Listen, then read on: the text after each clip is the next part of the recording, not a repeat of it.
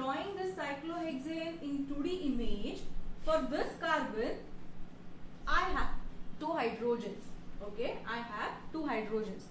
And it is immaterial to me the way I can draw those 2 hydrogens. Meaning, I can draw those 2 hydrogens like this. I can draw those 2 hydrogens even like this. I can draw those hydrogens like one is coming up, the other is going like this. Anyway, I can draw it. Here, what is the difference? Here, both of them are at angle. Here, this is actually perpendicular and this is at an angle. Anyway, I can draw it. My structure is going to be right. The reason being, I'm just considering my cyclohexane in 2D orientation. But when I'm considering my cyclohexane in the 3D image, I have to have more attention being paid to those hydrogens associated with carbon. So now, let us see what is happening when I'm converting this to the stable form of chair conformer of cyclohexane. There are some set of rules which has to be followed for drawing those hydrogens associated with those carbons of cyclohexane skeleton. Okay, or rather those hydrogens associated with the chair conformation of cyclohexane.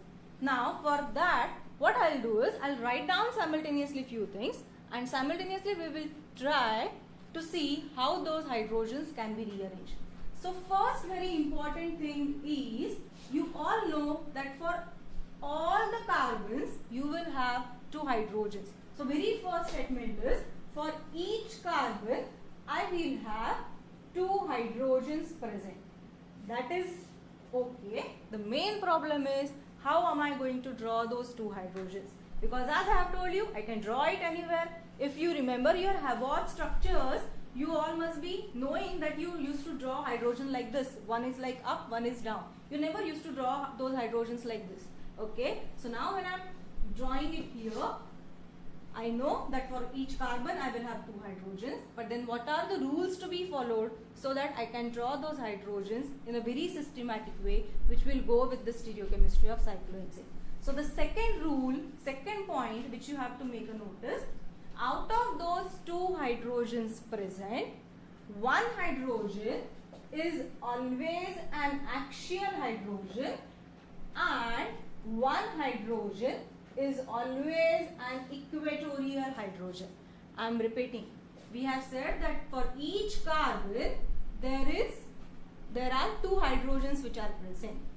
Out of those 2 hydrogen, one hydrogen will be always an axial, one hydrogen will be always an equatorial. Of course, which has to be axial and which has to be equatorial, that we will see later. But at the timing, keep it in mind that one has to be axial, other has to be equatorial.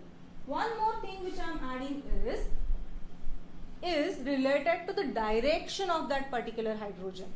That out of these 2 hydrogens which I am talking about, one hydrogen has to be upward in direction and the other hydrogen has to be in the down direction.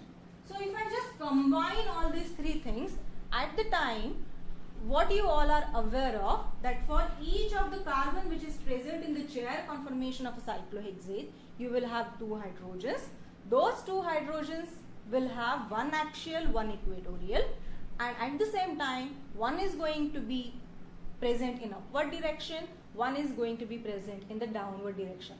Now the basic question is how to draw it, how to identify, right? So for that, let us try to remember it in a very simple way. Let us come back to the basic structure of cyclohexane. If you see this basic structure of cyclohexane, you will find out that there are 3 carbons which are present in the upper plane, and there are 3 carbons which are present in a lower plane. Let me explain you maybe with this. If I am considering this, okay, then this carbon and this carbon, they all are forming a triangle which is in upper plane.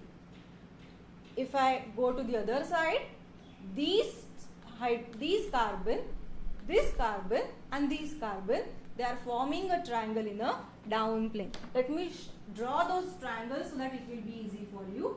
This is what is your carbons which are in the upper plane, and this is your carbon, 3 carbons which are in the down plane. So when I am talking about those 6 carbons, 3 carbons are in the upper plane, 3 carbons are in the down plane. If you just see systematically, you will observe that all those carbons which are present in upper plane and in the down plane, they are alternate to each other. To make it simple, just to know that which are in the upper plane and which are in the down plane, what we can do is, let me mark those carbons.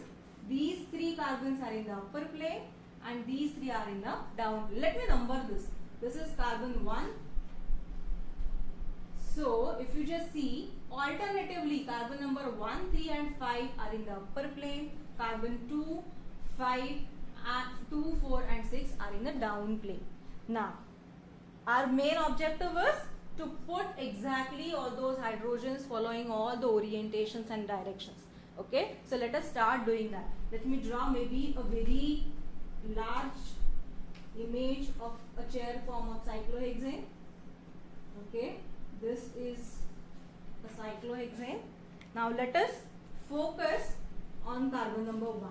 One point which I actually forgot to mention is, while numbering the cyclohexane, you can go either clockwise or anti-clockwise, but of course naturally you have to go in numbering that carbons exactly one after the other. You cannot skip in between.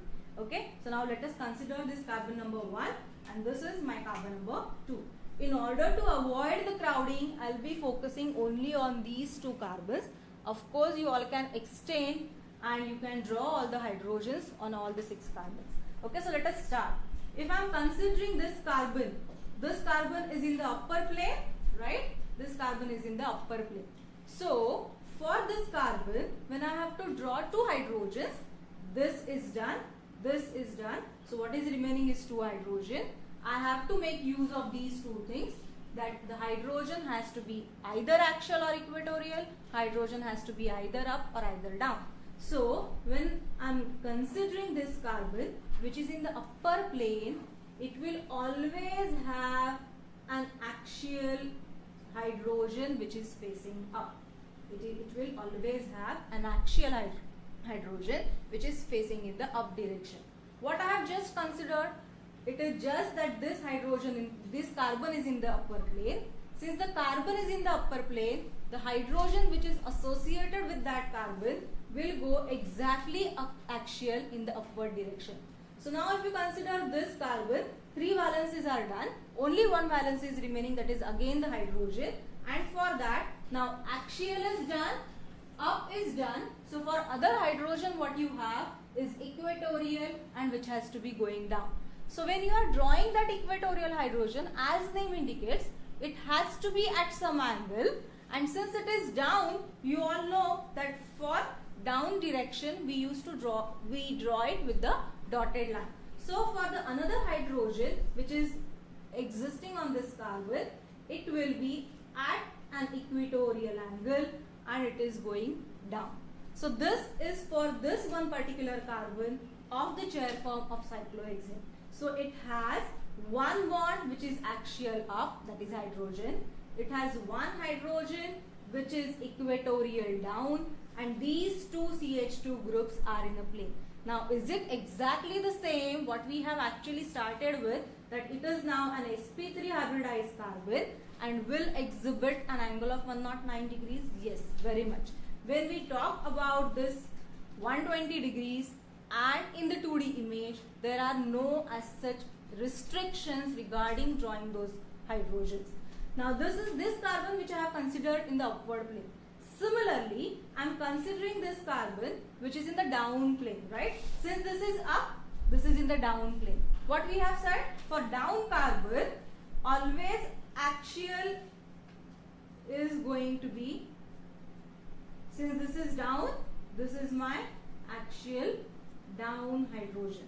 Now for this carbon, one is axial down. See, I am marking axial down is done. So what is remaining is up and equatorial is remaining. So this is going to be my up and equatorial hydrogen. So if you just focus on these two carbons, are they are fulfilled with respect to their valences? Yes. Are they are fulfilled with respect to their stereochemical orientation? Yes. Two of them, for each of the carbon, two bonds are in plane. One bond is actually, so this is, when I am drawing this up axial, it has to be ideally a solid line.